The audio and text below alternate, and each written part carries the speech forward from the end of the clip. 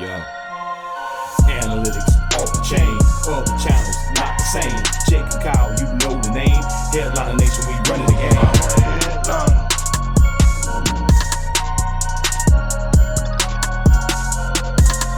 I'm a headliner. What is going on, Headliner Nation? Jake, Fantasy Headliners. Hopefully everybody's doing well out there today. We got something new, we got something fresh, and we got a banger today because we're talking about things that nobody else talks about. We're talking about buy low, sell high potential league-winning trades. Now, maybe you've heard those terms before. Buy low, sell high.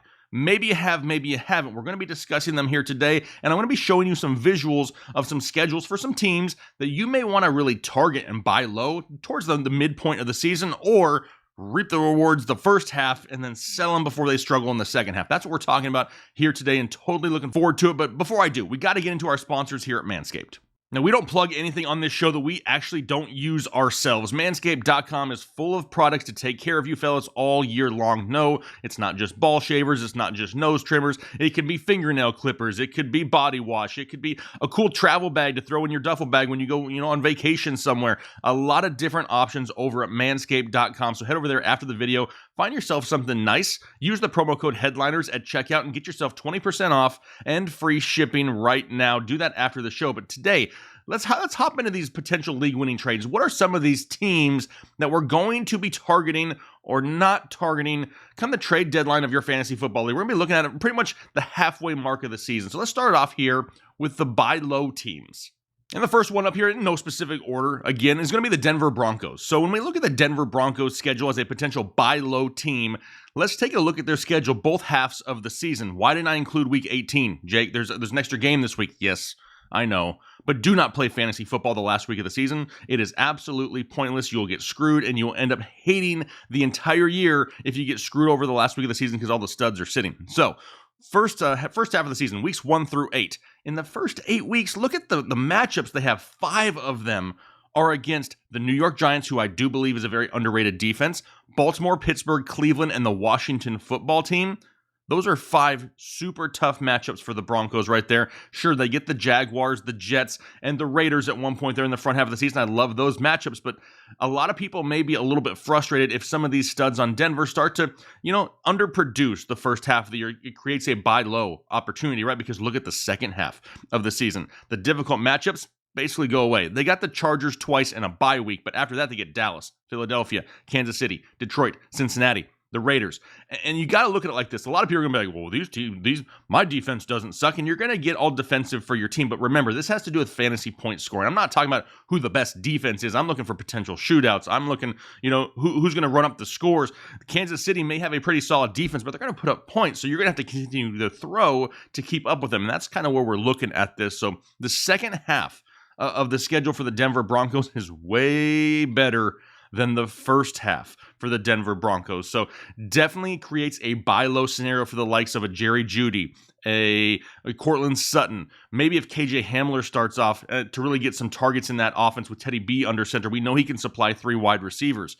Maybe you see the transition going away from Melvin Gordon and more to Javonte Williams. Perfect, because Javonte Williams is going to have a great second half schedule. Those are guys that I'm going to start to target and look at. Now, by no means am I saying that I'm writing this in stone. It's not being etched right now, right? Because so many things can happen. Injuries can happen to defenses. Things can change. But as of right now, the start of the season, this is one team I'm keeping my eye on, along with the next one being the Miami Dolphins. Same thing for them. Look at their front half schedule. The first 8 weeks, 5 difficult matchups for them as well. New England, Buffalo, Indianapolis, Tampa Bay, and then Buffalo again. Now, news is coming out that Stephon Gilmore is going to miss the start of the season there for the New England Patriots. That is going to weaken their defense, right? But this is a defense that got a lot of players back from last year, and I do expect them to be ready to go and still be super solid on the defensive side of the football. They do have matchups against the Raiders, the Jags, and the Falcons. I like that, but still, 5 difficult matchups in the first 8 weeks could create some panic for some of those owners. No worries. You swoop in there because look at the second half schedule. They get great matchups against Houston, the Jets, Carolina, the Jets again, New Orleans, Tennessee. Great matchups there for the Miami Dolphins. Some of the difficult matchups, they got Baltimore and the Giants, and then their bye week in the second half of the year. But this creates buy low opportunities for whoever it is that emerges in that wide receiver group, whether it's Devontae Parker Will Fuller? Is it Jalen Waddle, the rookie, that really takes off? Does Mike Gesicki dominate target share and take away from the receivers, unlike we think that's going to happen? What about Myles Gaskin in the backfield? Maybe he's somebody who starts off a little bit slow with some difficult matchups, but gets a lot easier schedule second half of the year. These are names that we're going to start paying attention to for Miami. The next one, the New Orleans Saints, and we've mentioned them here in the past, but their first 8 weeks, they have games against the Patriots, the Giants, the Washington football team, the Bucks, and a bye week in the early half of the season.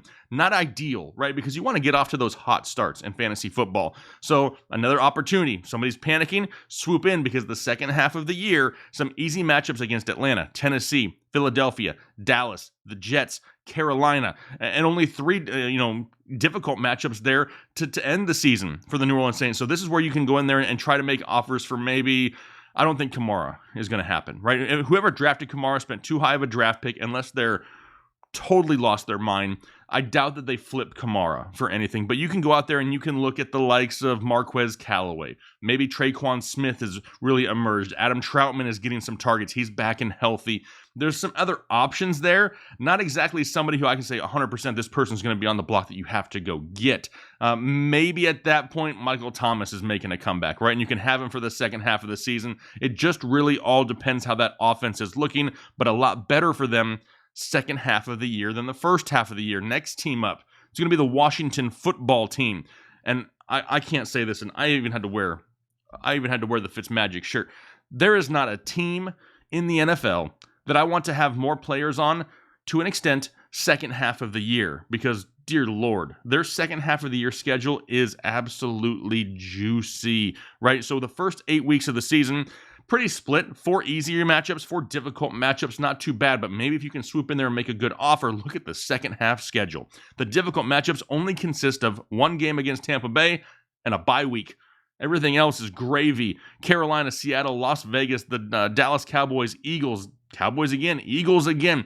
This could be a great second half of the season for the Washington football team, and they could put up some monstrous numbers.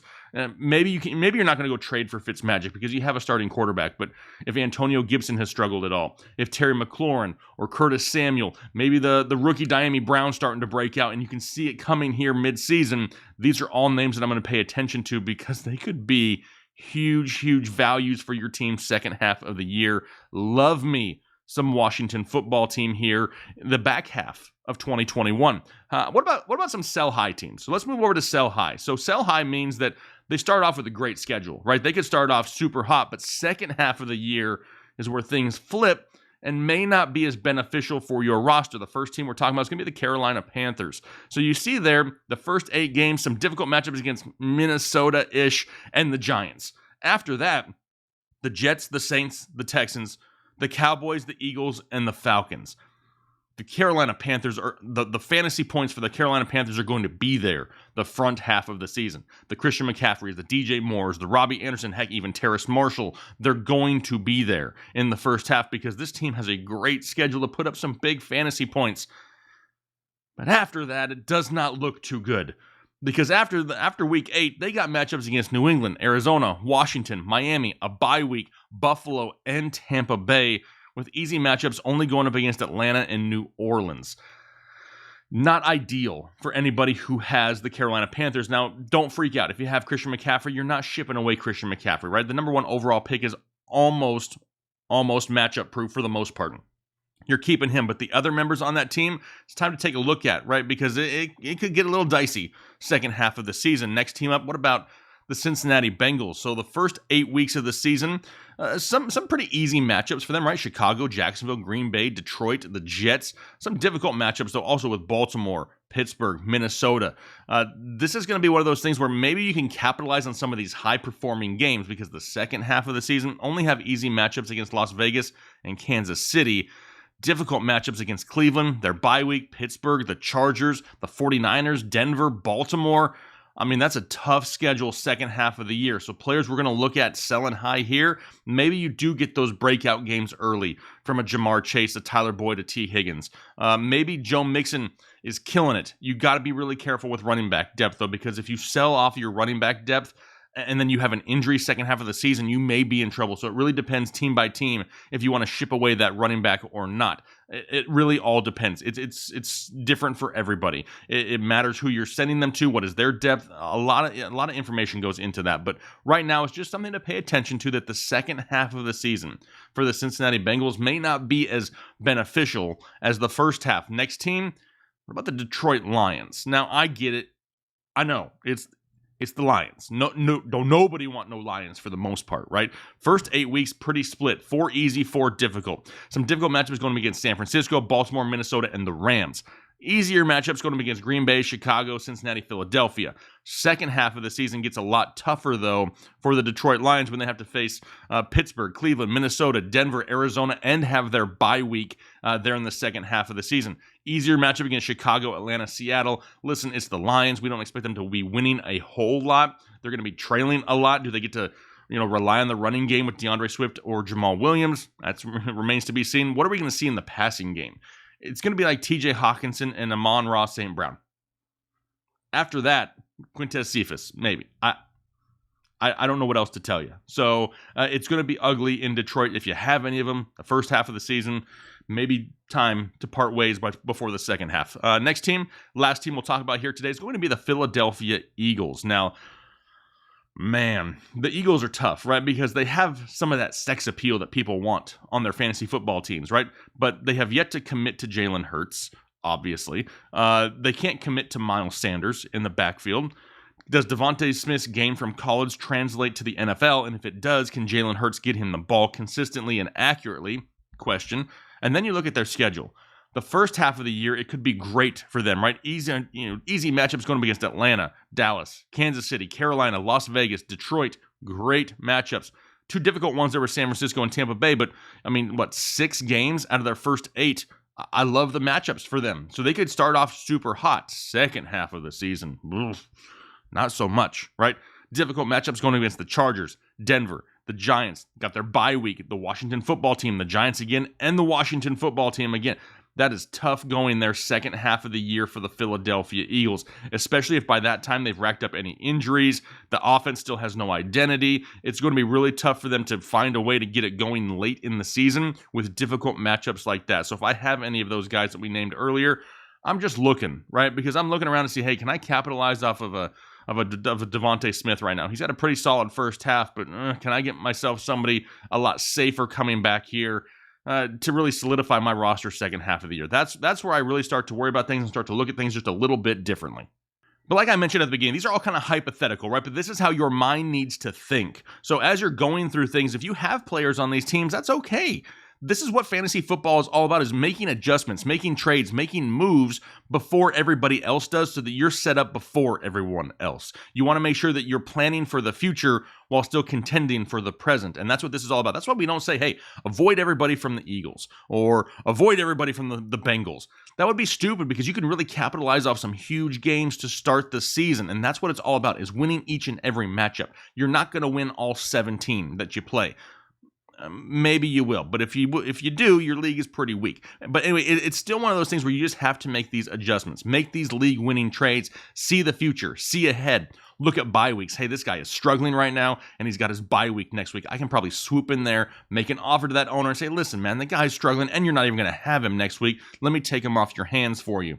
Find ways to make these league-winning trades, and that's what will set you up for more fantasy football championships. We love doing shows like this. It's a little bit different. We don't get to talk about this stuff too much. I get a lot of questions about strength of schedule, right? I don't pay too close of attention to strength of schedule per se, because like I said, so much can change. I look at the matchups to start the season, and I adjust as I move forward, and we'll talk about these things throughout the season. So don't worry, we'll keep you up to date. We'll keep you covered here. But these are just a few names to keep in the back of your head, just to make sure that you're thinking about them as the season starts to progress. It's super close. It's right around the corner. Starts in about a week. Looking forward to that. Do us a favor, though. Hit that like button. Hit the subscribe button if you're new here. If you're looking for all things fantasy football, all things NFL, we have you covered. Don't worry about that. We appreciate all the support, though. Leave those comments down below. Looking forward to talking to you guys down there and letting kind of hearing your feedback. What do you think about some of these teams? Are these teams you're going to target or stay away from? Love to have those conversations with you, but have a great rest of your day, a great week. We'll talk to you later.